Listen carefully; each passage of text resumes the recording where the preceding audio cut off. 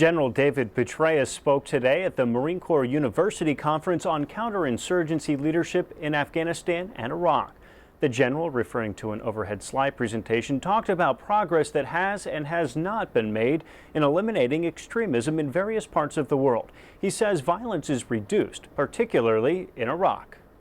By and large, significant damage done still to al-Qaeda in Iraq and other Sunni extremists still present, still Shia extremists present, again, unquestionably, but such vastly reduced levels of violence that the reconstruction, all the bridges just about have been rebuilt that were blown up by the extremists back in the 2006-2007 timeframe.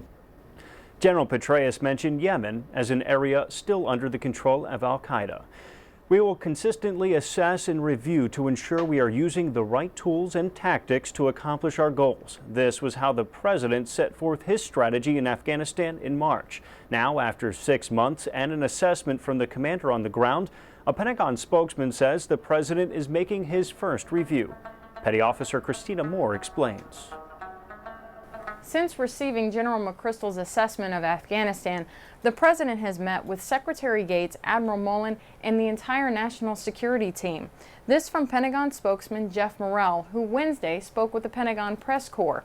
During the briefing, Mr. Morrell said General McChrystal's assessment does reflect the goal and means of the counterinsurgency strategy, but adjustments may still need to be made.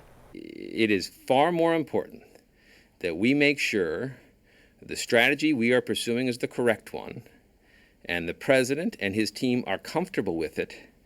That, in the long run, is what is going to lead to success in Afghanistan and the safe return of our forces.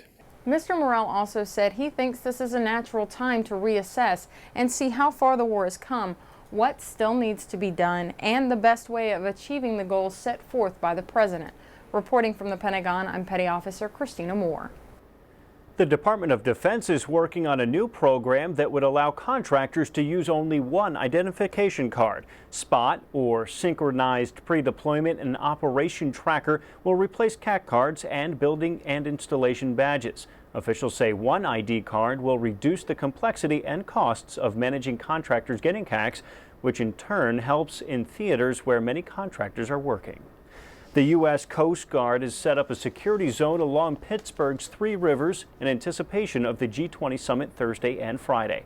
2,500 members of the Pennsylvania National Guard will also be a part of the massive security effort. Preparations are in high gear.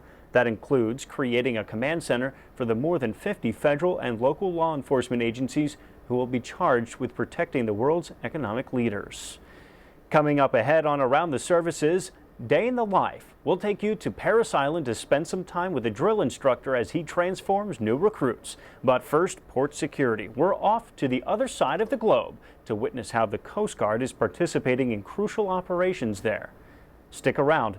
Sergeant Ted McDonald is back with more.